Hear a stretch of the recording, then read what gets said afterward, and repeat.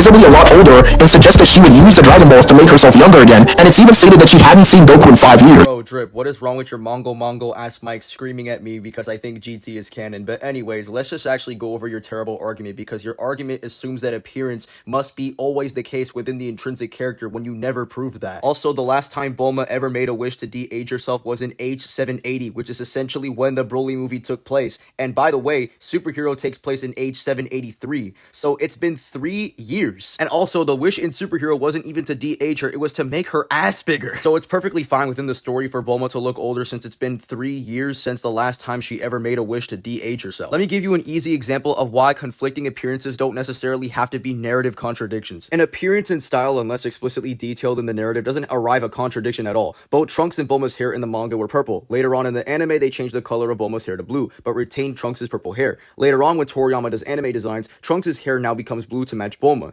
Toei makes these designs and changes the color back to purple, and when drawing future Trunks, Toriyama also drew his hair blue, and this time it wasn't changed back. Extrinsics within the narrative can appear very different and have many differences vastly, but what we need to understand is that these differences or these traits still remain true to the intrinsic character, so therefore there is no contradiction. I mean, for God's sake, Krillin's height changes all the time, Goku has scoliosis, and Vegeta is tall when necessary. In fact, these extrinsic problems don't just apply to Dragon Ball, but they apply to other verses in fiction. For example, how the hell do you confuse Shadow for Sonic? He's black. Sonic is blue. How did you confuse Shadow for Sonic? In fact, Trunks, who is literally the same age as future Trunks, have completely different character designs, but yet they are still canon. And they are both described as kids. Pick your poison, drip sauce. Movie, making herself look at least 5 years younger. One thing I almost forgot to attack is the fact that Bulma mentions that she hasn't seen Goku in 5 years. So the issue with this argumentation is that it follows under a composition fallacy. Just because one aspect of the End of Z is retcon does not mean that the entirety of the End of Z is retcon. For example, even the raw narrative of Dragon Ball contradicts or at least retcons itself. For example, Frieza in the Namek Saga has memories of Bardock in Z, but this Bardock in Z is actually adapting the events of the Bardock special in Z. But you're not going to say that the Namek Saga isn't canon now, is it? It's just a singular self-contained retcon. In fact, I'm pretty sure Bardock doesn't even go to space in Dragon Ball Minus. He's still within the confines of planet Vegeta, so this whole instance of Bardock appearing in space doesn't even happen. This argument also falls under a Nirvana fallacy, as you're essentially asking for a perfect scenario where something can only be canon if there are no inconsistencies to it within the narrative. Yes, there are inconsistencies, but the intent remains clear that the author intends to make the End of Z canon, so this would still apply. It doesn't always have to be perfect consistently. And by the way, this is something you agree to logically, Drip Sauce, so I don't know why you're trying to pick out what works and what doesn't for you. This is just proof you have your own agenda when it comes to canon. For Goku to not have seen Bulma in a whole 5 years, the End of Z would have to be retconned completely in order to fit into the super continuity in any way whatsoever. Dragon Ball Z would have to be completely retconned in order for it to fit into the Dragon Ball Super timeline, because Frieza remembers something that doesn't even exist anymore, bro. It doesn't exist anymore. Our Dragon Ball Z isn't canon to Dragon Ball Super. Super's canon to a completely different Dragon Ball Z, bro. Oh my god. Some people misconstrue the End of Z with Dragon Ball GT. So what is Dragon Ball GT? This isn't actually misconstrued, considering that End of Z does actually equal GT. When we look at older statements, it's stated that Battle of Gods takes place between Z and GT, and then goes on to say, in other words, between the Majin Buu arc and the final chapter, which basically means that GT is considered the final chapter, or within that association of the final chapter. So when they talk about the End of Z, it would actually be an equivalent to GT. And also, this is backed up because when Toriyama is asked why Battle of Gods is set in this time period, he says that because everyone was getting way too old, and that he even gave Vegeta a mustache. Further proof that they're associating the term End of Z or the final chapter with GT. And also, the fact that Toriyama mentions how the final chapter includes Vegeta having a mustache is basically indirect confirmation that GT is within the future of the main timeline. Yep, but Drip Sauce is going to totally ignore that and mention, dude, but it's associated with the movie, bro. It's associated with the movie, bro. It doesn't matter. Bro, even if we took the Battle of Gods part out of the statement, it still would be confirming that GT is what engulfs the future era of the main timeline. The term GT stands for Grand Tour, and was an anime-exclusive continuation to the Z anime made by Toei. Basically, GT has no actual manga adaptations. Toriyama was extremely lazy, and he stated that he was happy that Dragon Ball finally ended, so he didn't have to put up with any more serialization deadlines. But people wanted the Dragon Ball anime to continue. Continue, exactly, continue, which means to resume or go off from where you left off. So yes, the anime is expanding and continuing. The anime, ironically enough, last left off within the main timeline with Goku meeting Ooh. So it would be more expected from when they say continuing, they're talking about actually continuing the story in regards to the main timeline, since that's where it last left off. A similar example would be in the Goku Black arc, right? Suppose the next episode is coming and you have no idea where it takes place. We know the last episode takes place within the future timeline because Goku's fighting Goku Black. So it would be very much expected if the next episode is going to take place within the future timeline as well. But that was about it. The staff who made GT say that they had a meeting and decided to create an original work separate from Toriyama's original manga. Otherwise, it would be disrespectful to Toriyama to not make it a separate work from the original manga. GT was originally pitched to be set where Super is set now, between the 10-year time skip, but Toriyama and the staff at Jump Magazine decided to set it after the final chapter, a style of Dragon Ball that wouldn't drag out Dragon Ball. So without a manga to adapt into an anime story, they effectively had to create a story for themselves, and Toriyama did approve of the initial story that they came up with.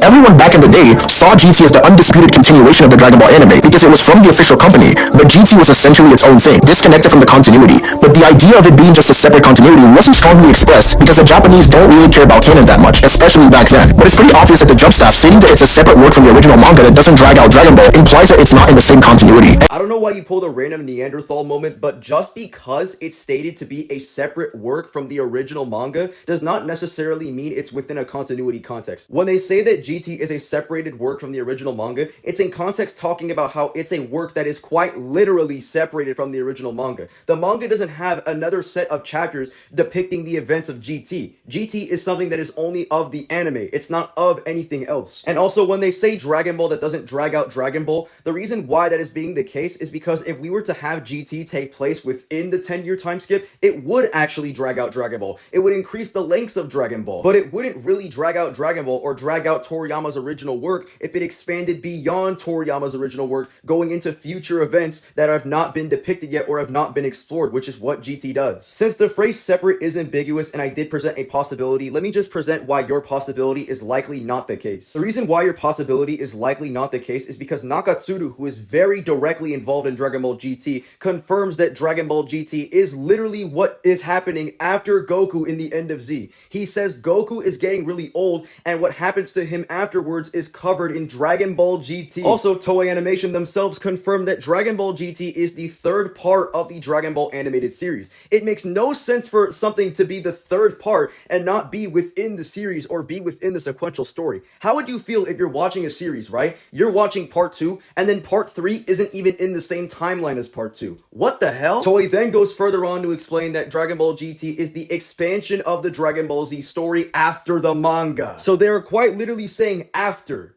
You know what after means? Sequentially. There's before this and after this. Before I'm talking to you and after I'm talking to you. If the story is expanding, sure, it can expand via like an alternate timeline. Yeah, Trunks definitely does that. But when we talk about like a story, especially since the context in this sentence is talking about parts like part 1, part 2, and part 3, it makes more sense for the phrase expand to be talking about something sequential and not necessarily some other kind of temporal progression. Also, the source material directly contradicts you as we get an episode preview showing that GT is next, man. Very fucking obvious. Imagine if you're gonna start saying episode previews don't necessarily have to mean that something is sequentially next, even though that's what every episode preview did prior. Also, Goku, right before he leaves with the flying Nimbus, the narrator states that this is the end of the story of Dragon Ball. The end of the story. The is a specifying term. Trip. How can you accept these other things as canon, but when GT is stated to be continuing Dragon Ball Z, you start questioning the semantics of continuing and try to make these ratty arguments that continuing doesn't necessarily have to mean it's within the same timeline. Drip, you can't be doing this shit. No, the staff are not trying to say that it's only canon to the anime by saying that it's a separate work from the original manga, but the way that they worded this is that the word manga is contextually representing all of Toriyama's work, including the Z anime itself, which was adapted from the original manga. I already presented my own equal interpretation as well as scans preventing this possibility from likely being the case, so this is very bad. Also, you never even justify your semantics for manga. The fact that you're claiming manga is referring to anime, all of everything associated with Dragon Ball is actually a huge burden that you need to prove, as that includes a lot of unnecessary and unjustified assumptions. It would be reasonable to appeal to the face value of the text and just say that manga is in reference to the manga. Why add these additional factors? In a similar fashion to Toriyama's statement about the movies being in a different dimension from the main story of the comic and not referring to just the manga itself.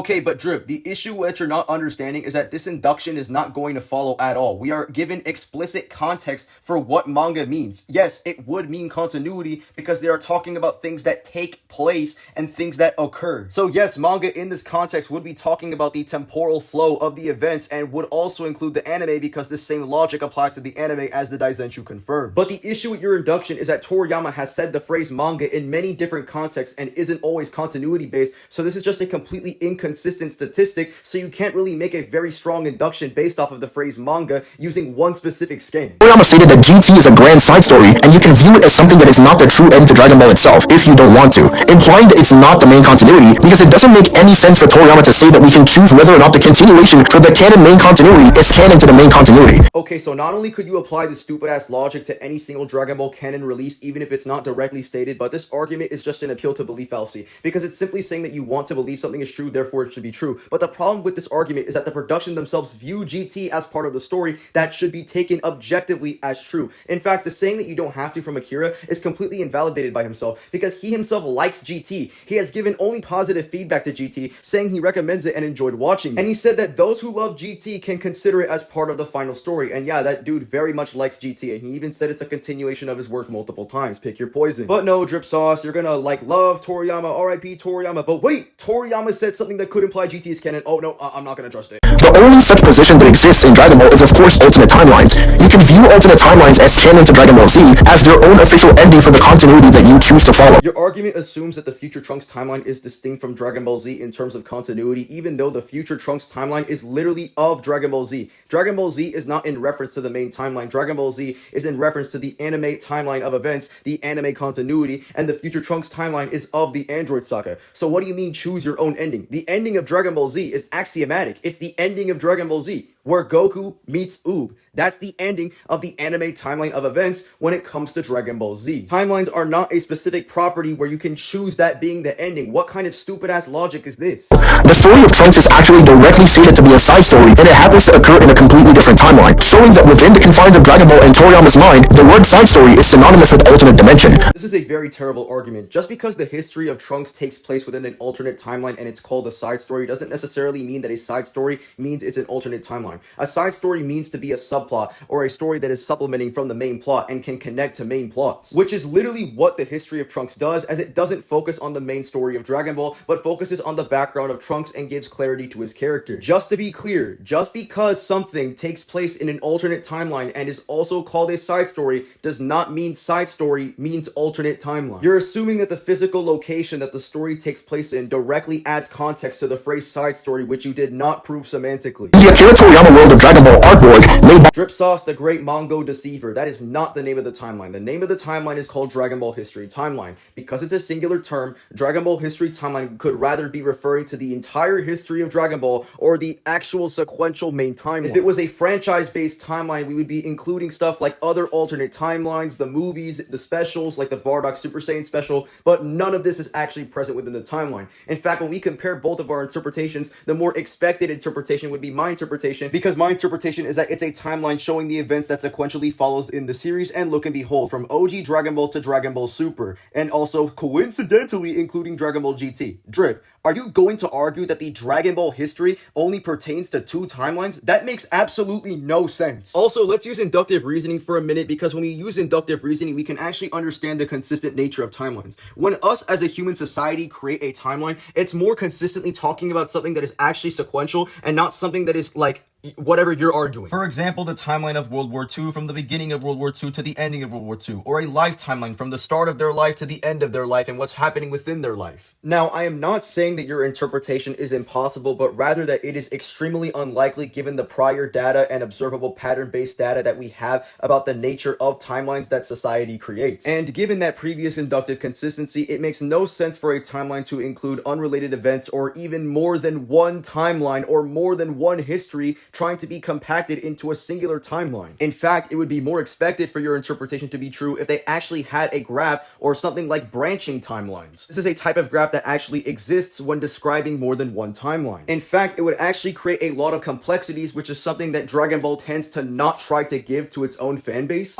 Yes, we have a Dragon Ball timeline, but the truth is that this linear line is actually a graph of multiple timelines compacted into a singular line, even though our own prior data suggests that's not how timelines work consistently. In 2013, we see GT placed in age 889, with Beerus being placed in age 784. People then argue that this means GT canonically happens after Super, but this is not the case whatsoever, as the Beerus we see here, and even in the Chosenju, is actually the Dragon Ball Z Battle of Gods movie variant and not the Super variant, which, as I said earlier, occurs in age 784, while the official age of the Super anime at the time of the Broly movie was age 775. This really exposes Drip and goes to show the level of dishonesty he will try to make in order to prove his interpretation as valid as possible, even though it's some of the most biased, dishonest shit I think I've ever heard. And you guys call this man the best Dragon Ball scaler. My ass. Let's actually appeal to your whole 775 argument real quick. If your whole 775 argument is true, then you're basically implying that Battle of Gods just takes place months after the Buu Saga, which also implies that Gohan was getting freaky while being in high school. And you're also implying that everyone has now magically had their ages nerfed. And also, by your own argument, you're basically conceding that the Tarble special where Vegeta meets his brother takes place after Battle of Gods. You're also implying that Daima takes place after Battle of Gods. What are we talking about? And here's the worst reductio of doom yet. If we appeal to the idea that the Broly movie only takes place in 775, you're basically suggesting that Pan is more than 4 years old, which the source material blatantly contradicts. Also, this creates a lot of inconsistencies with Shenron, as if all of Super is compressed into like just a couple of months. There are many inconsistencies with how many times Shenron can appear. Also, Xenoverse, which you claim is canon by the way, confirms multiple times that Resurrection F takes place in 779 and the Universe 6 tournament takes place in 779. And this is Xenoverse 2, not Xenoverse 1. Xenoverse 2 is post Dragon Ball Super. So when we see that the clock is actually moving here, it's not actually to depict an accurate timer of events, as they still show Kid Goku even though the timer is 771. In fact, it takes multiple seconds within the movie for it to actually say present day after 775 goes away. And you can still see 775 partially moving. The clock is still moving. There's no evidence that the clock just suddenly stopped moving. Sure, there's evidence that the clock slowed down, but that's because we were reaching the present day in the first place. You have no evidence to prove that it directly stopped at 775. The fade out in this case simply just happened too early. It wasn't anything to depict an actual accurate present day stop. Super was placed on that board is because it's a board about the world of Dragon Ball, and it's stated to be an age timeline. So it's a timeline showing different ages in the Dragon Ball official material. The word timeline used here isn't referring to the space that contains the macrocosms and Senna's palace and everything. It's referring to the board depicting various ages that represent points in time in the Dragon Ball world. When we create timelines, we obviously specify ages and which they occurred. Isn't this not ABC?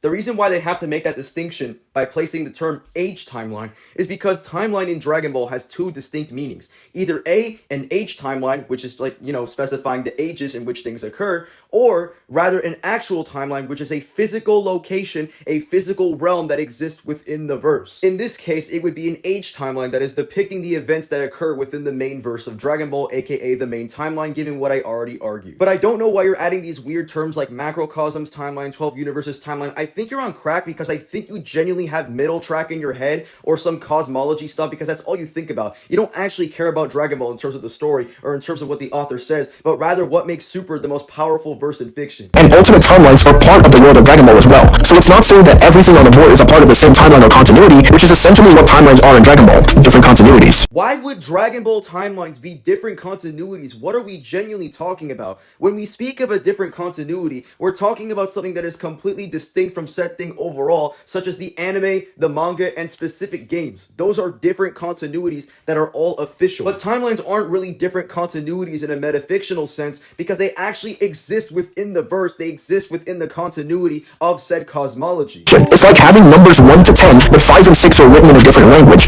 Though they aren't the same type of figures, they chronologically fit where 5 and 6 should fit, if they were present, because that is their chronological position. It's not just fitting in 5 and 6, it's still 5 and 6. You already clarified that it's just 5 and 6 in a different language. Why are you doing this? Obviously, no one's disagreeing with you that chronological placement doesn't necessarily have to mean connection. This was very much established with the movies, but the issue is the structure and what is already given from excerpts about the timeline, and what most plausible inference we can make about its function. The board is simply covering events that happen in the world of Dragon Ball, and GT is a part of the world of Dragon Ball, just So the world of Dragon Ball is only 2 timelines? not a part of the main continuity. It's like Trunks' timeline, which is set in an age 17 years in the future, but the events are vastly different to Goku's timeline, and yet it's still called the future. So just because they talk about the events happening in a distant past of Dragon Ball, like the Elder Kai being freed in the Z-Sword, and then reference GT as being the furthermost endpoint future in the same scan, doesn't mean that GT happens directly after Super or even Z in the same timeline. As I said, ultimate futures are still futures regardless in the world of Dragon Ball. But here's the problem though that you're not getting. The problem in question is the fact that this timeline specifically mentions things that are sequentially within the main timeline. They are specifically mentioning the beginning of the universe, which sequentially was occurring in the main timeline, and only mentioning events that are sequentially occurring within the main timeline. This Bayesian account makes it more expected that the Chozenshu timeline is talking about a sequential timeline and not simply just a take place timeline, which you have no evidence to prove that being the case. And Z is canon to GT, but GT isn't canon to Z. There are many ways to defeat this very obvious, terrible argument. So for one, the episode previews, which are very obvious sequential continuations. The fact that Nakatsuru confirms that after the end of Z, Goku is confirmed to have events that sequentially take place within GT. But let's assume his whole X is canon to Y, but Y isn't canon to X idea. This argument can just be easily refuted by abductive reasoning, since there are many instances of narrative consistency between Z in GT and Super in GT. For one, GT explained the very nature of the fact that Boo and Kid Boo used to be a singular being, and Super quite literally copy and pastes this idea, and this same nature is applied within the Super manga. Trunks is foreshadowed in the Super manga to become the CEO of something, and pretty much in GT we empirically see that he's actually the CEO of Capsule Corp. Goku and Vegeta in the superhero arc constantly talk about how they are reaching their physical peak, and Toriyama basically says that End of Z Goku had no possible way of getting any stronger in his current state. Oob is consistently mentioned in both the Super anime and the Super manga. In GT, we quite literally get shot-for-shot flashbacks of the Z anime, and Super also has flashbacks of the Z anime. So the fact that they are showing what is previously within the past, and they just so happen to be the same exact thing, it's almost like that's consistent with what I've been saying. The Shadow Dragons are born from events that literally occur within the main timeline. So already arguing using narrative consistency completely destroys this whole skepticism of continue but within another timeline. But this next argument I'm about to make is where the real kicker begins. Common argument that Drip Sauce and his fanboys love using is the whole idea that GT could just be one of the infinite timelines that exist within the Dragon Ball cosmology. But the problem with this argument is that we cannot affirm or deny GT being of those infinite timelines because we don't know what they are. We can't go off of information of X, Y, and Z that we don't know of, otherwise it gets you nowhere and it's just pure speculation.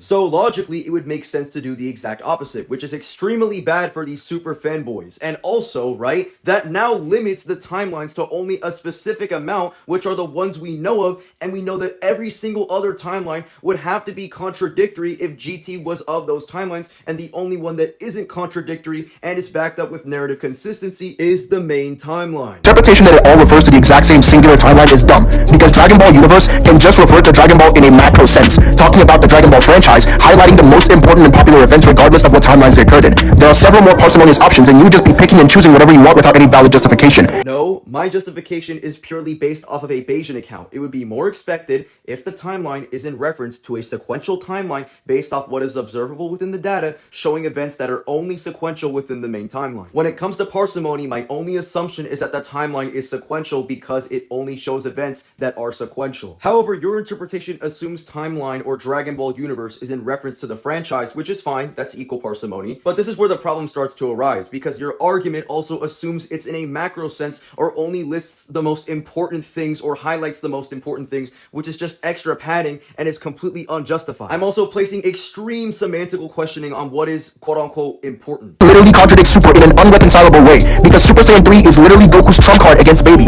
You're right, because Goku can't access any of his god forms due to the fact that his ki control cannot be used anymore, so the fact that he can still use Super Saiyan 3 would just be his trump card within that context. Also, I know what you're doing, it doesn't really make you smart, because the staff of Dragon Ball GT GT didn't really know Dragon Ball Super was going to be a thing yet. So yeah, they were hyping up Super Saiyan 3 at the time, but that's because Super Saiyan God and Super Saiyan Blue and Ultra Instinct were not concepts that were in the story yet. But the intent remains clear that they still consider GT and Super to be connected. So don't be a clown. Just because X is being hyped up does not defeat the truth value of Y and Z. This is basically your argument, which is also a non sequitur. And if GT was indeed canon to Super, Goku would have at least used some of the God forms. One might argue that Goku was turned into a kid and hence his power was limited. However, nowhere is this stated or even shown.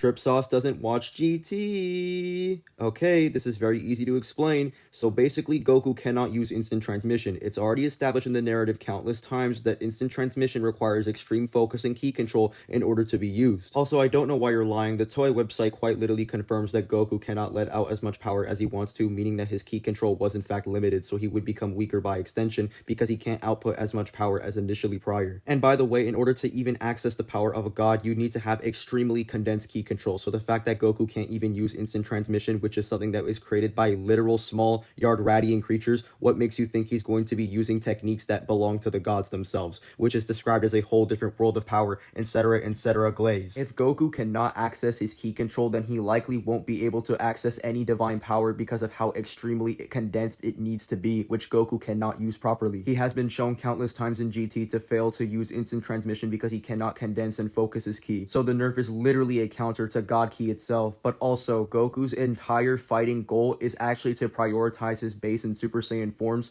so even if we were to suppose that this child nerf didn't exist, that doesn't even matter, because Goku's main goal and priority is to prioritize his base and Super Saiyan. So of course he's going to be neglecting forms like Super Saiyan God and Super Saiyan Blue. Now, just before Drip starts to strawman my argument, obviously I'm not saying he won't use any other transformations, but rather that's his main priority, meaning that Super Saiyan God and Super Saiyan Blue are not necessary to be used against enemies, since that's not really Goku's main goal of fighting as a character. Just a massive random ass excuse. And on the other hand, they literally explained that the transformations were not affected because they are a part of Goku's very being, unlike the techniques he learned in adulthood.